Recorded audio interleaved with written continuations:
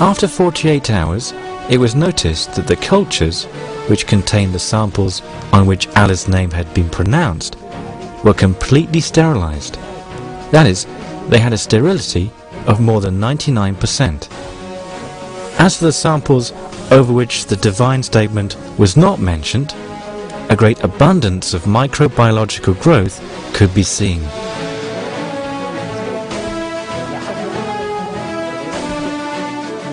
First, we noticed on the blood-based agar solution a great growth in germs, especially the Staphylococcus, which dissolves the blood in addition to the Streptococcus, which also performs this function, and many other kinds of gram-positive cocci. We also noticed in the second solution a great increase in gram-negative bacteria, such as the E. coli, bacilli, and E. coli.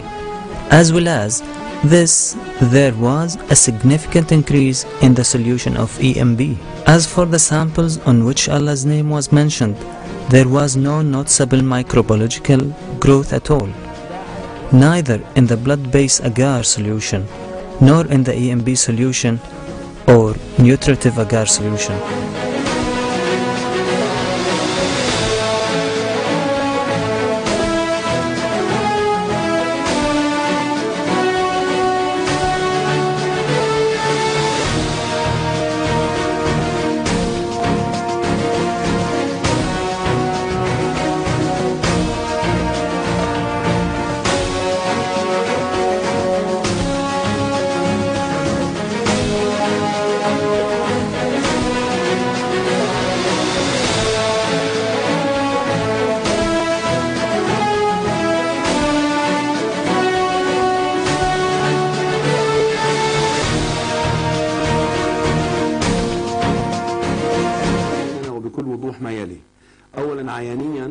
With the unaided eye, there was a noticeable difference between the meat over which Allah's name had been pronounced and the other samples concerning their color.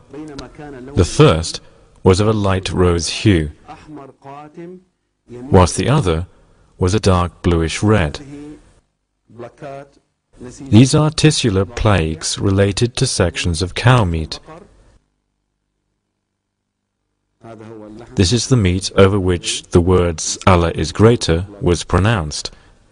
It was kept tisularly in profile plaques. This is the flesh over which the statement was not mentioned. There are other plaques of bird flesh. The one pointed at is the meat over which the divine statement had been said. Its color is light and clear, whereas the meat over which these words had not been said is a darker color than the first. This is a tisular section under the microscope. The one on the right is cow meat over which Allah's name was pronounced. It's noticed that no phlogistic cells were found in it, and there are only a few red cells. This section belongs to the meat over which the statement was not said. There are phlogistic cells and a large number of red cells.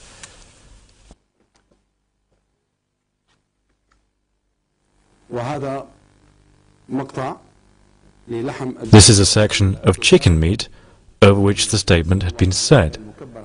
We can see in this picture the rarity of the phlogistic white cells and red cells in comparison with the tissue of the meat over which such words had not been pronounced.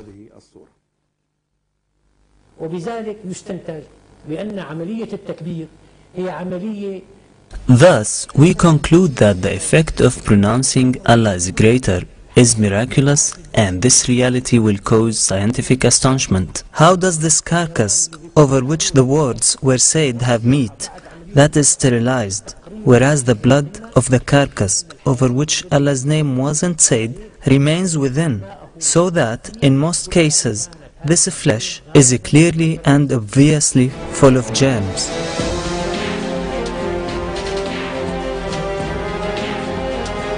The findings were more than amazing. They even surprised the researchers themselves, who never expected that the effect of this simple statement, Allah is greater, would be on such a wide and important level.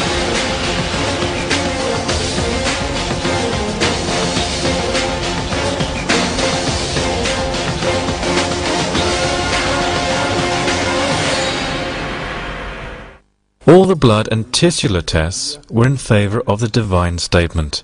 The meat over which Allah is greater was pronounced was pure, clean of any pollution and any mark of blood blotches, germs, or microbe colonies.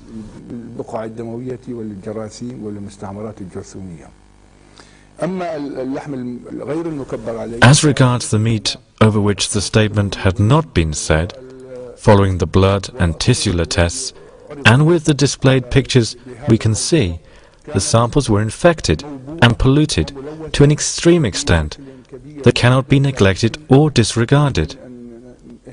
We had to put this to the test, for testing is the most potent proof of what we say. We have the tissular sections and the anatomical sections, as well as the laboratory and blood analysis, which proves that there is a great difference between the meat over which the words Allah is greater were pronounced and the meat over which it was not. Then, since we live in an age where people don't accept anything except after placing it in tests and obtaining evidence and proof, so we can practically say that we may now know the truthfulness of this strange phenomenon. All of use and all mankind feel astonished at the significant difference between the samples over which the words Allah is greater were pronounced and those over which it was not.